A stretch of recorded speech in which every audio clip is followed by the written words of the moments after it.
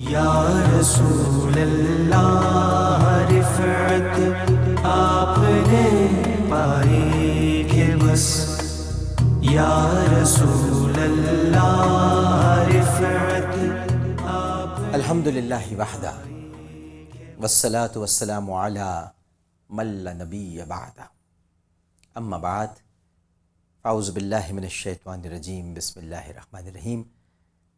ان اللہ وملائکتہ یصلون علی النبی یا ایہا الذین آمنوا صلوا علیہ وسلموا تسلیما، اللہم صل علی سیدنا ومولانا محمد وعلی آلہ واصحابہ وبارک وسلم وصلی علیہ۔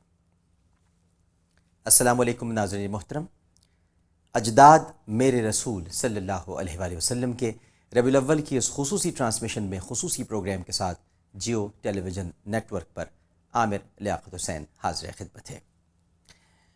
گزشتہ پروگرام میں گفتگو کا سلسلہ جہاں ٹوٹا تھا وہیں سے آغاز کرتے ہیں، اور ہم نے حضرت قصی کی خدمات اور ان کی عظمت پر گفتگو کی تھی، اور آج حضرت عبد مناف جو کہ حضرت قصی کے صاحبزادے تھے ان کے بارے میں ہم گفتگو کا آغاز کرتے ہیں۔ ان کا اصل نام ناظرین محترم مغیرہ تھا، مگر ان کے حسن و جمال کی وجہ سے انہیں قمر البطحا یعنی بطحا کا چاند کہا جاتا ہے۔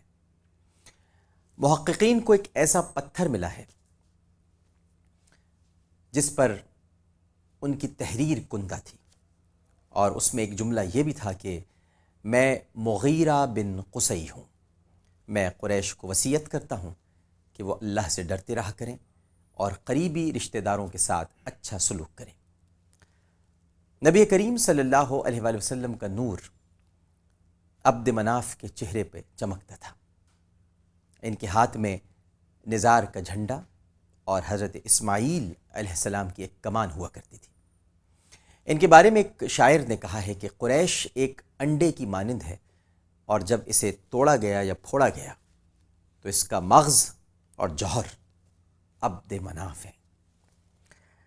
عبد مناف کی جو وجہ تسمیہ بیان کی جاتی ہے، اس کا تذکرہ کرتے ہوئے علامہ سہیلی فرماتے ہیں کہ یہ اناف سے ماخوذ ہے، اور اس کا معنی ہے بلند و بالا ہونا، اور اسی وجہ سے آپ عبد مناف کے لقب سے مشہور ہوئے، کیونکہ اپنے خصائل اور مکارم کے باعث آپ اپنے ہم عصروں سے اعلیٰ اور ارفع تھے۔ اپنے والد سیدنا قصی کی طرح عبد مناف کو بھی عرب میں کافی ناموری حاصل ہوئی۔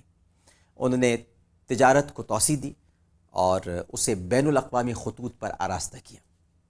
عبد الدار اگرچہ پہلے بھی میں نے آپ کو پروگرام میں بتایا تھا، آج پھر بتا دیتا ہوں کہ عبد الدار اگرچہ عمر میں سب بھائیوں میں بڑے تھے، مگر قابلیت اور اہلیت میں اپنے دوسرے بھائیوں بالخصوص عبد مناف کے وہ ہم پلہ نہ تھے۔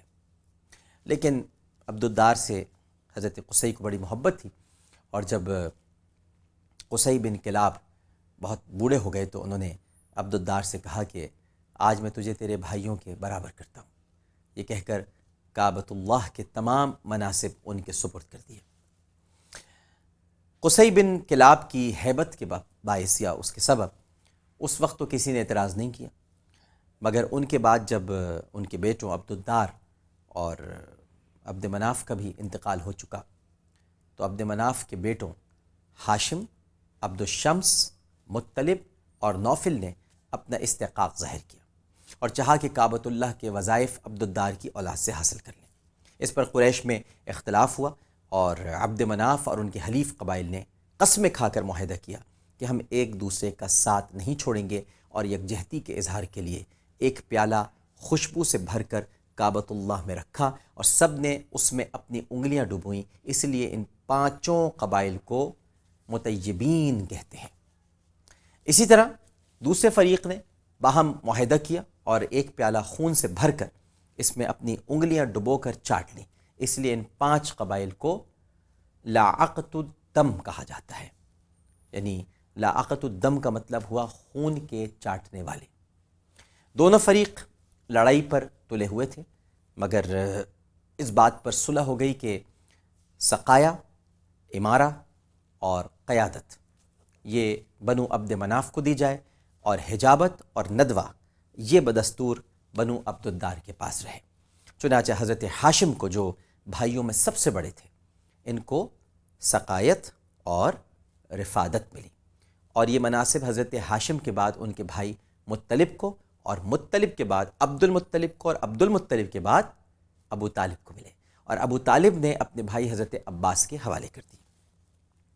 قیادت عبد الشمس کو دی گئی، اور عبد شمس کے بعد اس کے بیٹے امیہ کو، اور پھر امیہ کے بیٹے حرب کو، اور پھر حرب کے بیٹے ابو سفیان کو عطا ہوئی۔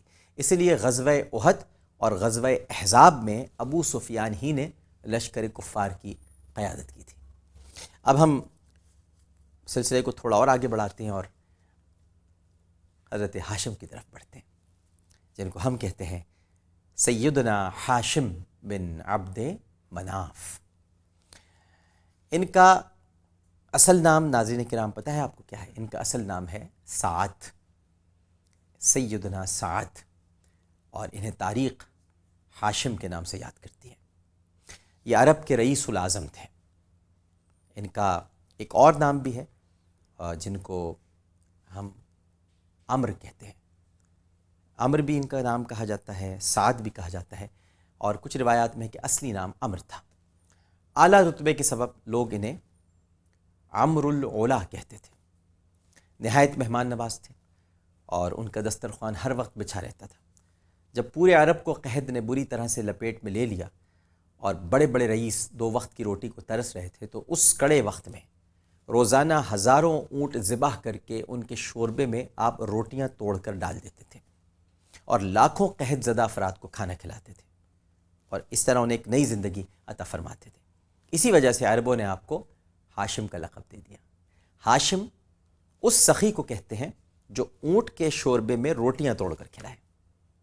اسی طرح یمن، شام اور حجاز میں اس خانوادے کی جائیدادیں اور ان کے متعلق صفحات تاریخ میں نقش وصیتیں وہ اہم دستاویزات ہیں جو میں سمجھتا ہوں کہ دشمنان اسلام کا کا جو یہ مذموم پروپیگنڈا ہے، اس کے اثر کو توڑ دیتی ہیں کہ سرور کائنات صلی اللہ علیہ وآلہ وسلم کے آباء و اجداد مفلس، تنگ دست اور غربت کا شکار رہے۔ یہ عظیم ہستیاں تو کائنات کو رزق تقسیم کرنے والی ہیں ناظرین، اور انہی کا صدقہ ہے جو تمام مخلوقات میں تقسیم کیا جاتا ہے۔ علامہ بن سعد لکھتے ہیں کہ عبد مناف کے فرزندوں نے قریش کی تجارت کو بہت ترقی دی، اور دیگر ممالک کے ساتھ تعلقات پیدا کر کے ان سے کاروان قریش کے لیے فرامین حفظ و امن حاصل کیے۔ شہر مکہ کی ان تجارتی سرگرمیوں کا تذکرہ قرآن مجید کی سورہ قریش میں بھی ہے، اور اسی سورہ مبارکہ کی تفسیر کرتے ہوئے مفسرین کرام لکھتے ہیں کہ محمد مصطفیٰ صلی اللہ علیہ وآلہ وسلم کے پردادا ہاشم کو سب سے پہلے یہ خیال پیدا ہوا کہ اس بین الاقوامی تجارت میں حصہ لیا جائے جو عرب کے راستے بلاد مشرق اور شام و مصر کے درمیان ہوتی تھی، اور ساتھ ساتھ اہل عرب کی ضروریات کا سامان بھی خرید کر لایا جائے تاکہ راستے کے قبائل ان سے مال خریدیں اور مکے کی منڈی میں اندرون عرب کے تاجر خریداری کے لیے آنے لگے۔ یہ وہ زمانہ تھا ناظرین محترم جب ایران کی ساسانی حکومت اس بین الاقوامی تجارت پر اپنا تسلط قائم کر چکی تھی۔ کون سی بین الاقوامی تجارت بھلا؟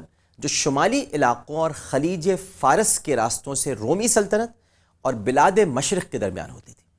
اس لیے جنوبی عرب سے بحیرہ احمر کے ساتھ ساتھ جو تجارتی راستہ شام و مصر کی طرف جاتا تھا اس کا کاروبار بہت چمک اٹھا تھا، اور دوسرے عرب قافلوں کی بنسبت قریش کو یہ سہولت حاصل تھی کہ راستے کے تمام قبائل بیت اللہ کے خدام ہونے کی حیثیت سے ان کا احترام کرتے